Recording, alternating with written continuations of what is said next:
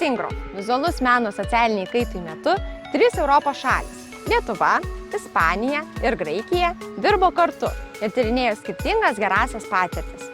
Norime pristatyti 5 gerąsias patirtis muzikos srityje. Muzika yra mūsų gyvenimo dalis. Be jos mūsų gyvenimas būtų nuobodus ir monotoniškas. Ji visada yra su mumis, net jei mes to nejaučiame. Muzika gali pagirti, kai esame liūdni, ji gali pasidalinti su asmeniu džiaugsmu ir liūdesiu, padaryti jį geresniu. Muzika gali pakeisti asmens perspektyvas, jo požiūrį į gyvenimą. Jis sugeba paskatinti asmenį galvoti apie gyvenimo prasmę, peržiūrėti visas vertybės ir nustatyti tinkamus prioritetus. Kalamatos muzikos mokykla yra vidurinė mokykla, turinti bendrą programą ir užklasinę sustiprintą muzikos programą. Mokiniai norintys eiti į mokyklą privalo išlaikyti egzaminą, kuriuo patikrinami jų muzikiniai gebėjimai. Dalyje muzikos dalykų yra dėstoma klasikinės bei tradicinės muzikos teorija, choro pamokos. Privalomi mokomi muzikos instrumentai – fortepijonas ir tambūra. Kiekvieną ketvirtadienį jie dalyvauja muzikos ansamblyje, kurį sudaro klasikinio orkestro grupė, liaudiškos muzikos grupė, Europos choras, pučiamųjų instrumentų grupė bei šiuolaikinės muzikos kapela. Kodėl tai yra gera praktika? Ypatingas dėmesys skiriamas mokinių muzikinių gebėjimų ugdymui. Mokytojai su mokiniais dirba individualiai. Dėl to mokinys ypatingą dėmesį skiria savo muzikalumui ir gebėjimams stiprinti. Kokie mokymosi rezultatai yra pasiekiami? Mokiniai tobulina savo kompetencijas, tokias kaip bendradarbiavimas, empatija, kūrybiškumas, saviraiška, bendravimas, scenos baimės įveikimas. Jaunuolių dienos centre vyksta muzikos veikla.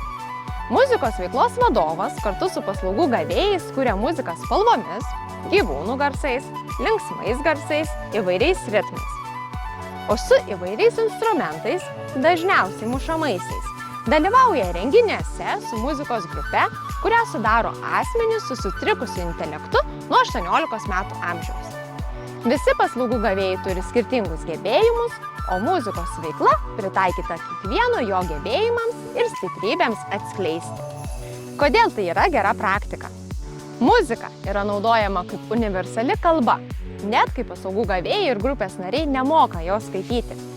Naudojami skirtingai įtraukus metodai, skatinantis paslaugų gavėjus išreikšti save, ieškoti muzikinių gebėjimų savyje ir kurti jiems artimus ritmus ir muzikinius pasirodymus. Kokie mokymosi rezultatai yra pasiekiami? Paslaugų gavėjai užmezga ryšį su muzika ir grupe, kurioje vyksta komandinis darbas. Net nenorėdami dalyvauti grodami instrumentais, jie mokosi apie muziką žaisdami ir tapydami melodiją. Muzikinis ansamblis choras Akritas skatina vyresnio amžiaus žmonių dalyvavimą Kalamatos mieste, plėtodama įvairias kultūrinės veiklas, tarp kurių choras yra vienas svarbiausių. Kodėl tai yra gera praktika?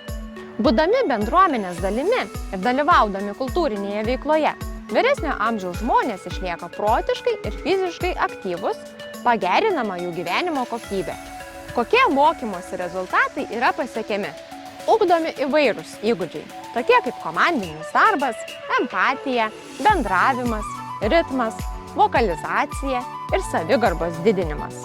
Kalamatos savivaldybės muzikos konservatorija yra pilnai įrengta, kad būtų galima teikti platų šiuolaikinį muzikinį išsilavinimą. Daugelis mokinių yra gavę stipendijas ir įvairius apdovanojimus. Čia taip pat dėstė daug žymių Graikijos ir užsienio muzikantų, kai kurie iš jų patys buvo konservatorijos studentai. Kodėl tai yra gera praktika? Ji kasmet siūlo plačią edukacinę programą daugiau nei 600 studentų, kurios metu jie gali išmokti groti beveik visais instrumentais. Taip pat mokosi džiazo, roko, populiariosios ir tradicinės muzikos. Tai naujoviška, nes be muzikinio ugdymo ištisus metus organizuojama daugybė festivalių, tokių kaip gitaros festivalis ir tarptautinės Kalamatos muzikos dienos. Konservatorija yra žinoma dėl savo modernių mokymo metodų, kuriuose daugiausia dėmesio skiriama patirtinio mokymosi svarbai. Tokiu būdu, be standartinio muzikos dėstymo, konservatorijoje taip pat vyksta edukaciniai seminarai, paskaitos, dirbtuvės, kuriuose gali dalyvauti ne tik studentai, bet ir visi norintys. Konservatorija taip pat padeda organizuoti daugybę muzikinių renginių Kalamatoje. Kokie mokymosi rezultatai yra pasiekiami? Įgyjamas įvairiapusis muzikinis išsilavinimas. Muzikos konkursą Pop ir Rock propaguoja Zaragozos miesto tarybos jaunimo tarnyba, siekdama skatinti muzikinę kūrybą ir jaunimo kultūrą, populiarinti Aragono mėgėjų grupes ir solistus bei kurti naujas auditorijas. Konkurso dalyviai gali pretenduoti į prizus, tokius kaip vaizdo klipo įrašymas ir montažas, gyvi pasirodymai ar kelių valandų trukmė įrašų studijoje. Kodėl tai yra gera praktika? Muzikos konkursu siekiama populiarinti muzikos sektorių ir suteikti galimybių jauniems žmonėms, kurie siekia kurti muzikinę karjerą. Nesvarbu, ar tai būtų rokas, pop, repas, techno, sunkusis metalas ar kitos muzikos stilius ar tendencija. Jų tikslas – skatinti jaunimo kultūrą ir suburti naujas auditorijas. Kokie mokymosi rezultatai yra pasiekiami? Šis konkursas suteikia paramą naujoms grupėms, dainininkams ar muzikantams, pradedant savo kelią muzikos industrijoje. Tai taip pat suteikia jiems matomumo ir galimybę susikurti savo visuomenę ar auditoriją, reklamuojant, rengiant renginius ir laimint prizus. Plačiau apie šias ir kitas šalių gerąsias patirtis galite perskaityti projekto Singro vizualus menas socialiniai kaitai elektroninėme leidinyje.